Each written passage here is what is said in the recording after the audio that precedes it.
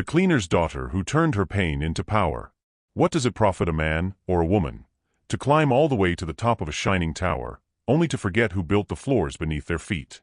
My name is Sir Nicholas Bassah, and I want to tell you about something I saw with my own eyes, right here in Detroit, Michigan. It's a story that shook me, because it reminded me how pain, when held with purpose, can become power. So before we begin, let me ask you, have you ever been looked down on because of where you came from? Because your clothes didn't match the people in the room? If you've ever felt invisible, this story is for you. And before we start, do me one favor, subscribe to Echoes of Struggles. Here, we don't just tell stories. We uncover the soul behind them.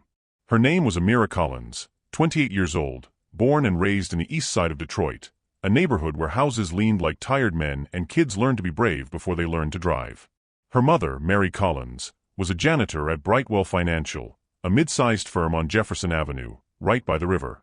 Every morning before sunrise, Mary would button her faded navy uniform, tie a scarf over her hair, and whisper the same words before heading out. Clean spaces, clean spirit. Their apartment sat over a small corner store on Chain Street, cracked linoleum, humming radiator, and a view of the old Packard plant ruins. Life wasn't easy, but it was honest. Amira grew up with that same grit, working her way through Wayne State University, balancing classes, a night shift at a diner, and helping her mom pay rent. When she finally landed a job at Brightwell, it felt like the miracle they'd prayed for. Downtown Detroit looked different from her side of the city. Glass, steel, polished floors, espresso machines, and people in tailored suits who never made eye contact with the cleaning staff. Amira arrived in thrift store heels and a second-hand blazer, carrying nothing but her mother's belief in hard work. And for a while, she thought that was enough. But in corporate America, belief alone doesn't open every door. They liked her intelligence, but not her story. Behind her back, they called her Mop Girl. One coworker even joked, "Guess cleaning runs in the family." She smiled through it, but inside it stung. Then came the night that broke her, and remade her. It was Brightwell Financial's annual charity gala, held at the Westin Book Cadillac Hotel, the crown jewel of downtown Detroit. Gold chandeliers. Jazz band. People pretending to be good while judging everyone around them. Amira arrived wearing her mother's old navy blue dress, ironed crisp, smelling faintly of lavender detergent. She looked beautiful, but to the people in that ballroom, she looked different. I was there that night, invited through a friend in the press. As she reached for a glass of water, a waiter bumped into her. The red wine spilled, splashing across the front of her dress. The room went silent. Then came a laugh. "Hey, guess she's just following in her mom's footsteps." That laughter, it was sharp, cruel, echoing off marble and money. She froze, trembling. Then she turned and ran. I watched her disappear through the side door, head bowed, dress ruined, pride bleeding through the seams. Later that night, I saw her mother waiting outside their apartment with a towel and a basin. Mary wiped the stains from her daughter's dress with gentle hands and said quietly, "Don't you let them shame the work that raised you, baby. They may have the floor now, but God builds stories on broken ground." That night, Amira didn't sleep. She stared at the ceiling until dawn, her mother's words echoing in her chest. 2 weeks later, everything changed. I arrived early at Brightwell Financial one morning for a feature story. The building was still half asleep.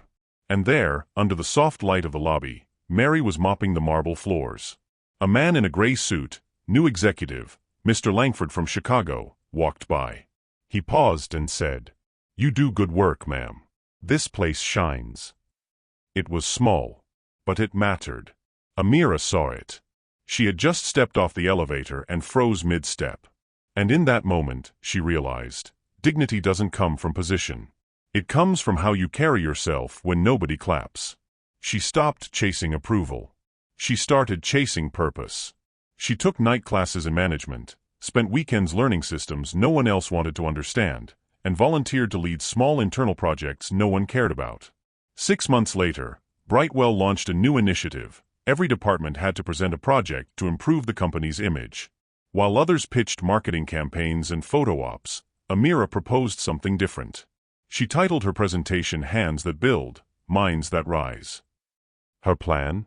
Create a scholarship program to help janitorial and cafeteria workers train into office and technical roles. When her name was called to present, she walked to the front, nervous but steady. My mother has cleaned this building longer than most of us have worked here, she said. This program isn't charity. It's opportunity. Because brilliance doesn't always wear a suit. The room fell still.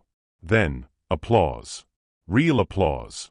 For the first time, Amira wasn't just seen. She was heard. The board approved her idea. Hands that build started small. A dozen workers enrolled in basic administrative training. Within a year, it expanded citywide. Janitors became office assistants. Cafeteria workers became data clerks. Even Amira Collins was offered a chance to supervise cleaning staff training. And when Brightwell held their next gala, in the same Westin hotel, things looked very different. Amira wore a new dress that shimmered like steel. Her mother stood beside her, no mop in hand, just grace. When she took the stage to speak, I could feel the room holding its breath. A few years ago, she said, someone here laughed when I wore this color. Tonight, I wear it again, not for revenge, but remembrance. Because the woman who cleaned your offices, cleaned your future too. Silence. Then a standing ovation. Even the ones who once mocked her stood, not out of courtesy, but out of conviction. Now, let me pause here. Think about this. Who in your life ever made you feel small? Who made you believe your background was a barrier? Remember this, it's not about revenge. It's about redirection. Comment below, I rise through grace, not bitterness. And if this story moves you, hit subscribe to Echoes of Struggles. Because every week, we remind you, pain is not your prison, it's your preparation.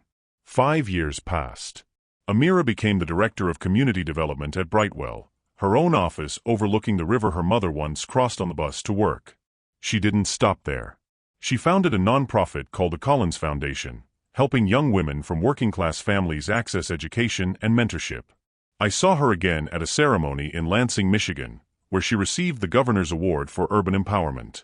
She walked up to the podium, calm, elegant, and unshaken. I used to think success was leaving where I came from, she said. Now I know, success is lifting where you came from. The crowd rose in applause. After the ceremony, I watched her walk outside into the Michigan cold.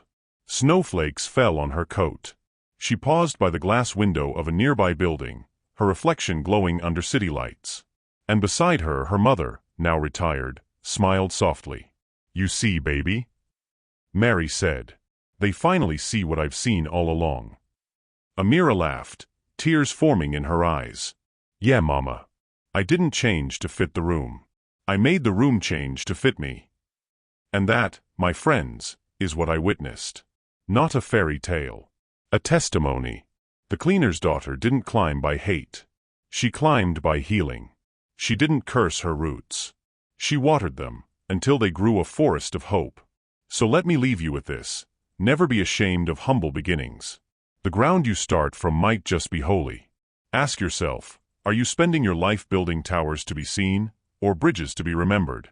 If this story touched you, like, share, and subscribe to Echoes of Struggles. Because one day, those who doubted you will say they always knew you'd make it. And when they do, smile. Because the real victory is knowing you rose without stepping on anyone.